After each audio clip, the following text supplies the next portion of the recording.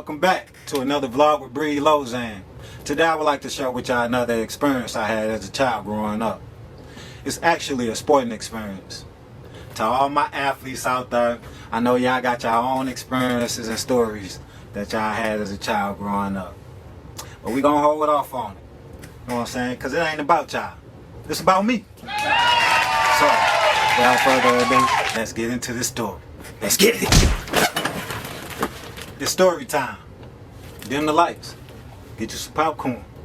Have a seat. Be my guest. This story starts back in the year of 1999. I was 10 years of age. My pops at the time, he was real big on football, so he decided to put me on someone's football team. I played for Herbert Hoover.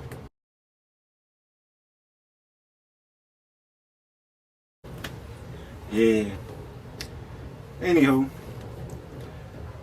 we had a game that day, as I can recall, and the temperature was below freezing. My pops, he had recommended or advised me to wear a sweater, put on a sweater under my uniform. Being the little prideful kid that I was like, I don't need no sweater. I'm cool, I'm good. So he just looked at me like, okay. And he grabbed the sweater and held on to it. And we left out the house and headed to the game. We approached the parking lot. I got out the building. And before I got on the field, I could recall myself saying in my head, I'm like, damn, it's cold as reindeer balls out here. So at that point, at that very moment, I knew I effed up. So I wanted my sweater, but I was so prideful I couldn't tell my pops that, because I knew the look on his face when I told him that I didn't need it. So I decided to go ahead and continue to play the game without one. Now, one of my teammates, he too didn't come prepared. So he was out there freezing. He was our linebacker at the time. So seeing him shivering and shaking and freezing, I offered him, you know what I'm saying, to wear my sweater for the game. He took the sweater and he wore it. Me and him played defense. I played free safety and he played linebacker. We had Skeeter playing strong safety. I'll get into who Skeeter is a lot after the story. So, throughout the whole game, I really didn't have any complications or have any run-ins to where I had to make any tackles. Let's just say that. So luckily for me, the ball kept on maneuvering on the left side, or if it did come on my side, the linebackers or the linemen had already made the play. Right. I was fortunate. I was fortunate until I wasn't fortunate. What? Man. It come fourth quarter. We up. I mean, they couldn't even win or come back even if they made 2 touchdowns. So it really didn't make no difference. It's fourth quarter.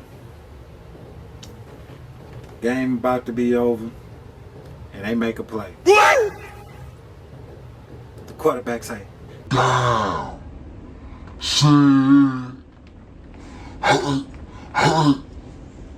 He draw back.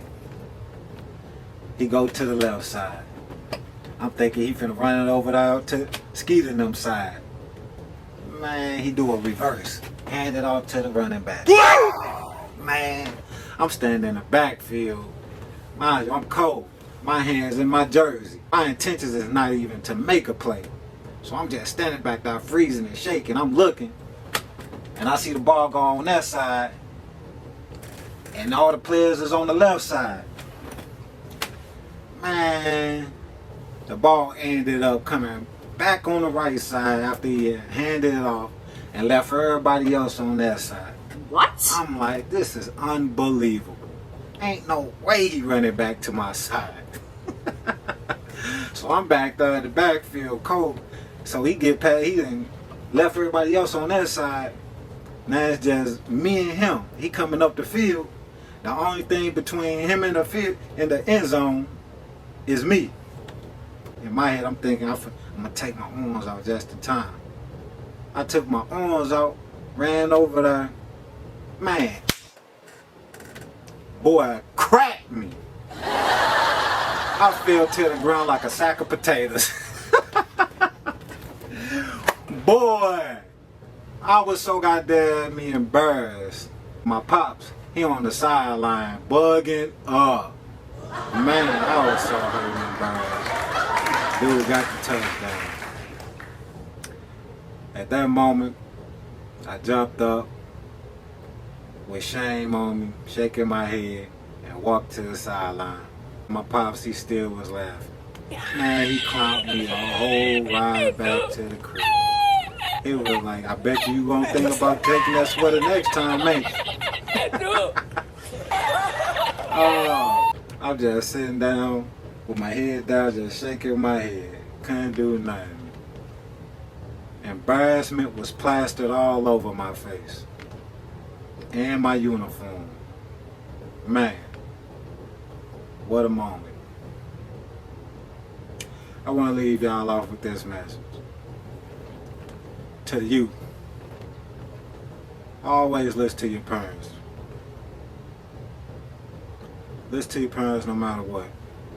No matter how it make you feel. No matter if it's inconveniencing you from playing the game or doing what you want to do. Just know they always got good intentions. And they always trying to protect you. And parents, cherish the moments. Because man, those memories last a lifetime.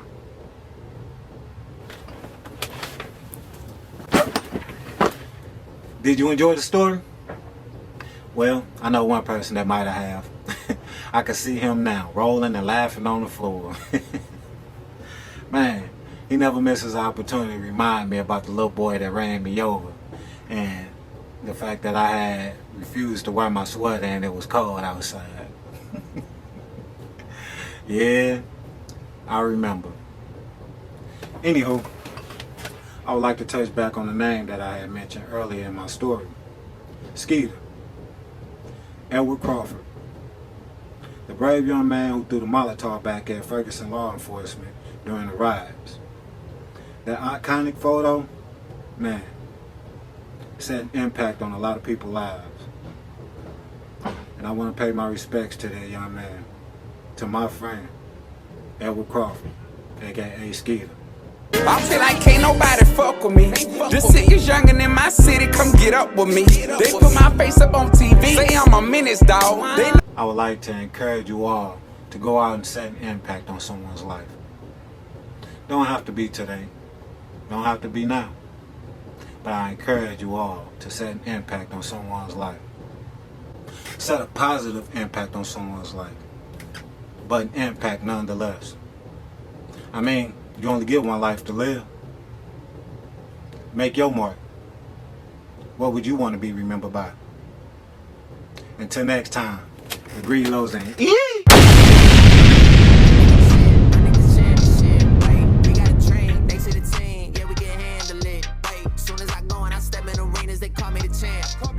They know what it is, know what I do.